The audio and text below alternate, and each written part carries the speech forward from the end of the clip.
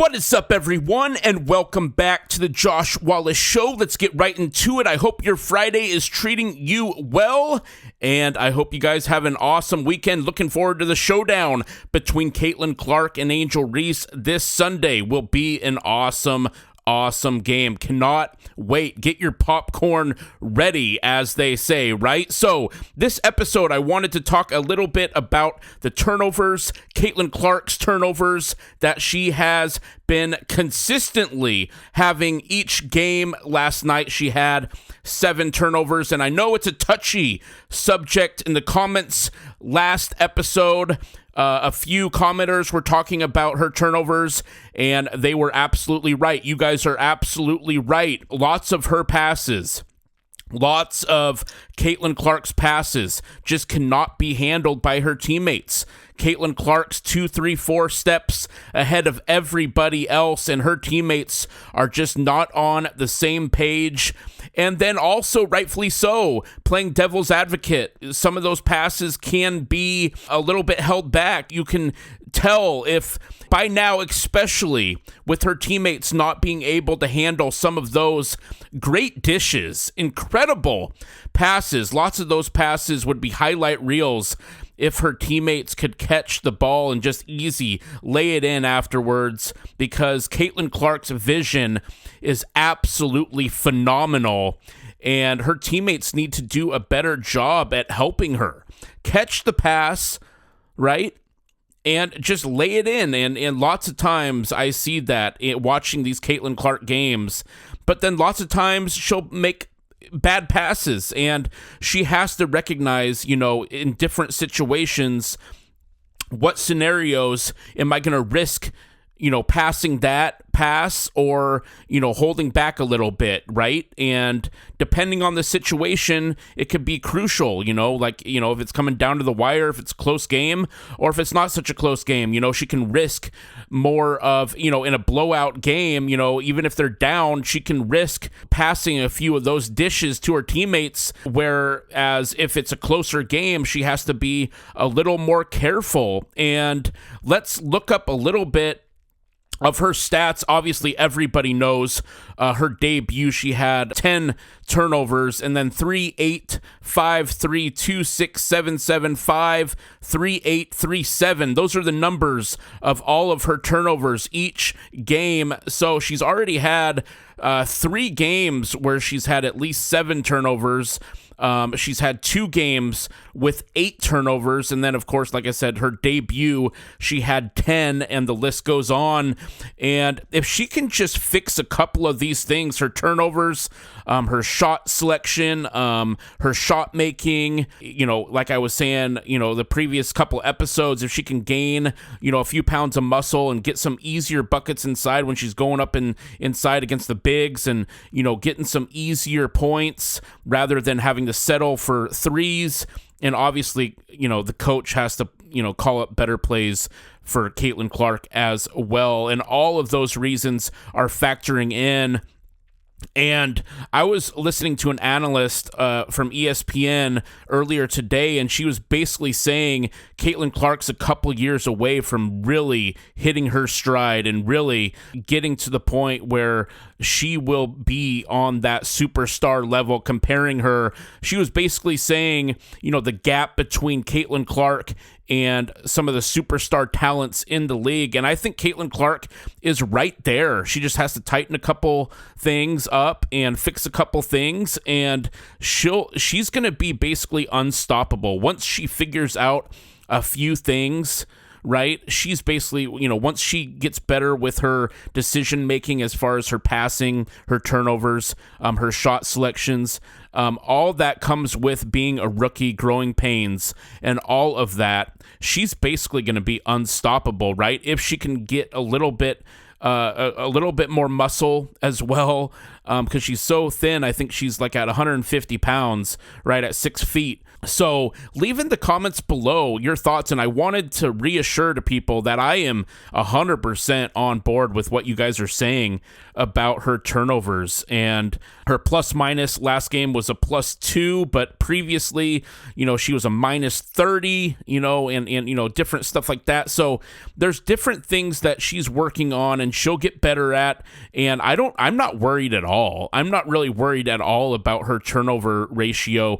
Right now, she can take a little bit of a risk. Right now, Indiana, obviously they're not in a playoff race, this and that, they're 4-10. Obviously, they could make a run potentially with these next couple games.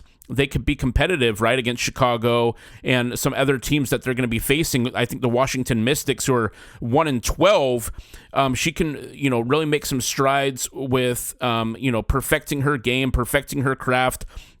You don't get to this stage. You don't get to this stage of her career without extreme work ethic, extreme discipline, and she has all those things, and she's very fully aware of the things she needs to work on. Nobody's perfect, but Caitlyn Clark is such an awesome, incredible talent that we all love watching, and we all want her to do the very best that she can possibly be, and she'll get to that point. I think lots of people get frustrated with this microwave society of we want everything so fast. We want everything to happen so fast. We want the chemistry to happen so fast. We want everything to be good, right? We want everything to be good in this situation, and obviously the Indiana Fever situation with their head coach, and it trickles down from there.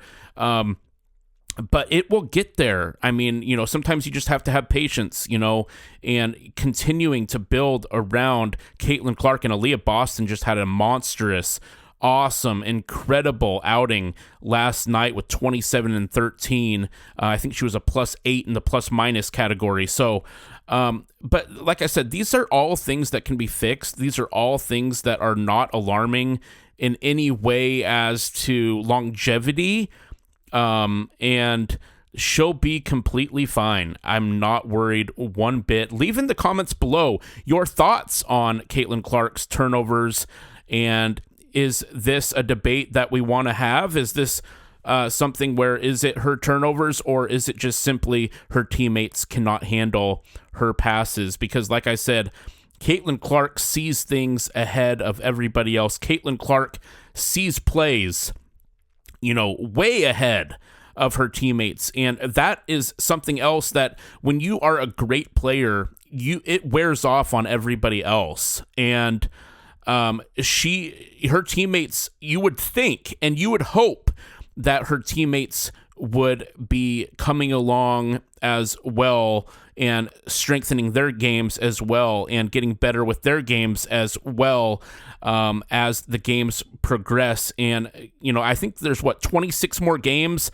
left this year, and it's just already been an exhilarating season, right? And it's crazy how all of this is happening, but I'm so happy that women's basketball is getting the recognition women deserve, and it's so great for basketball in general, globally, here in the country, everywhere. It's just so awesome to see, and I've always loved women's basketball. I've always loved the WNBA, and like I said, I'm a huge Phoenix Mercury fan, Diana Taurasi fan, and like I said, when 2004, when we had the first pick, I was just so excited because I knew that we're going to pick Taurasi and it was going to change our franchise forever and we were going to win championships. So, like I said, Indiana Fever fans, you just need to be patient. It will happen.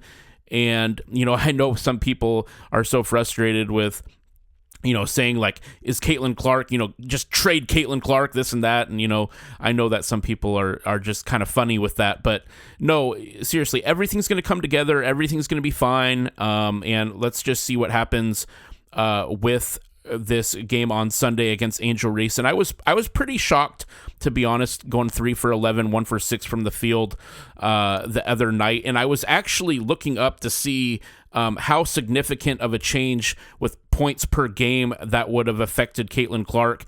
because prior to last night's game, I think she was at 16.3 points per game, and now she's at 15.6 points per game.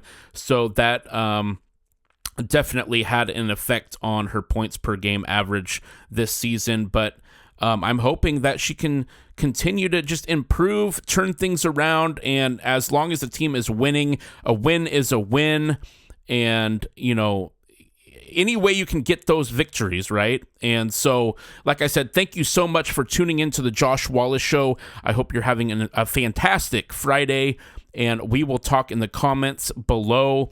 Check out the joshwallaceshow.com to view and check out my entire sports card collection there, and cardladder.com, and download the Card Ladder app on your Android or Apple devices. They have the best analytical information about sports, cards, all the players that you love and follow on a daily basis, all the current sales history that you would want to know if you're putting your hard-earned money into sports cards. All right, guys, let's have a conversation in the comments below. I appreciate everyone for supporting the show, subscribing, and commenting. It means the world to me. If you love this content, please do the same and hit the subscribe button and the bell to get notified every time we come out with brand new content, and we will talk soon. Peace.